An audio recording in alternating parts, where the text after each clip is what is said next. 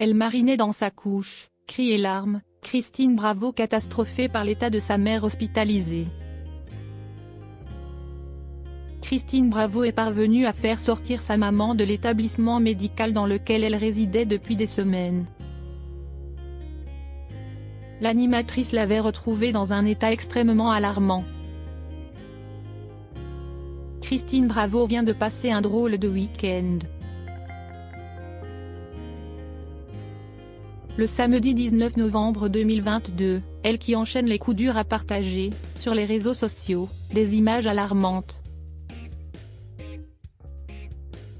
Sur ces photographies, censurées par le réseau social, certains ont pu découvrir le corps tuméfié, blessé, recouvert de plaies béantes de Cécile. La maman d'une amie d'enfance de l'animatrice, âgée de 96 ans. Prise en charge dans la clinique Clinéa située auprès Saint-Gervais, en Seine-Saint-Denis. Elle était entrée dans l'établissement en août dernier pour une fracture du col du fémur. Cécile, chevalier de la Légion d'honneur, médaillée des arts, sciences et lettres, a été présidente de la Croix-Rouge pendant 20 ans. Bien qu'elle ait lutté toute sa vie pour les plus démunis, elle a été victime du manque de personnel soignant et de l'ignorance des hautes instances. Alerté par Christine Bravo et son entourage, le directeur de l'établissement s'est déplacé le dimanche 20 novembre pour rencontrer Cécile. A présenté ses excuses au nom du groupe Orpea et a fait en sorte que ses blessures soient pansées. Nous devons rester solidaires de nos anciens, en dénonçant les maltraitances qu'ils subissent, explique l'épouse de Stéphane Bachot.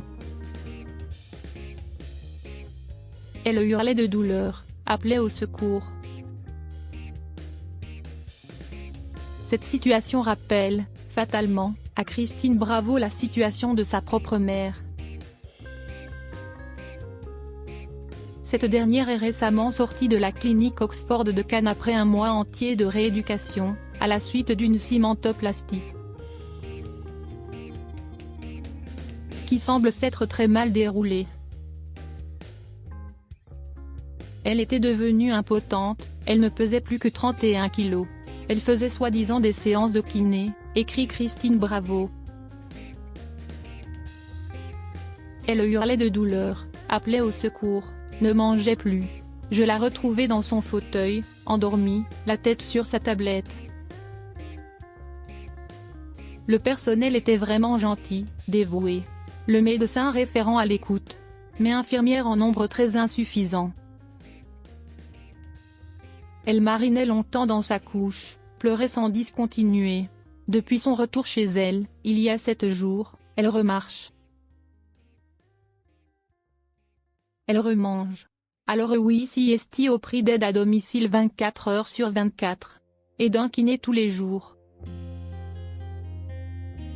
Je pense à tous nos aînés seuls et indigents qui agonisent ce soir. Et je suis épouvantée.